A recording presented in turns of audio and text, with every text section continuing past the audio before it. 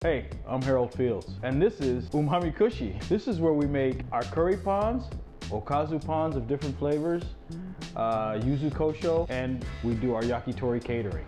For people who don't know what curry pans are, Kare pan, they're a little savory pastry that has different fillings in them. And they're usually always savory. It's usually made with a plain type dough, filled, rolled in breadcrumbs, and flash fried. It makes the perfect grab and go snack. And you find them in Japan usually at bread shops, but you find them at convenience stores. Why is it curry?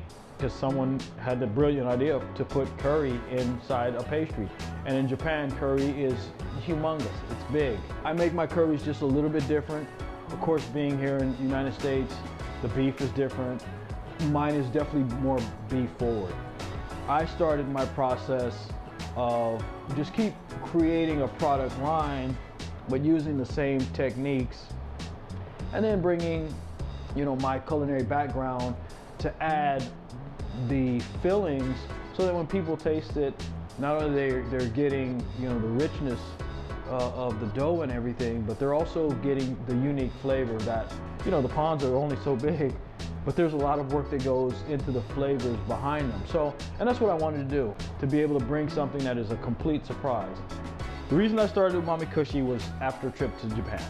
We were in New Orleans during Hurricane Katrina, bought a trip to Japan, and then from there, that was a whole life-changing experience. I ended up getting hired by a guy who created a concept featuring yakitori, katsu, and sushi. You need a reference point. And it was, I'm gonna fly you back to Japan and you're gonna work there in the kitchen.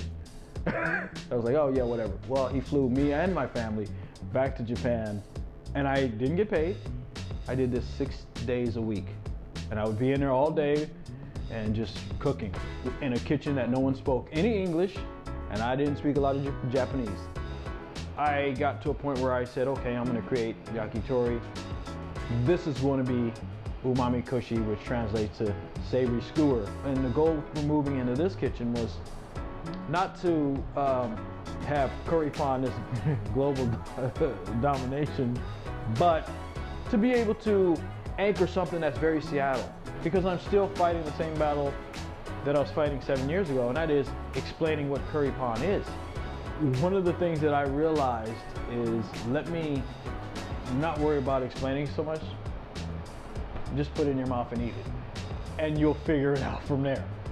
So Afropanman was created to tie into our product line so that we could continue to build our brand, but also that people could identify, oh yeah, that's Umami Kushi, yeah, I know that. And Afropan came about as a spin-off of Afropanman in Japan, who's a little character, is made of bread, and his whole world is about making people happy and feeding people.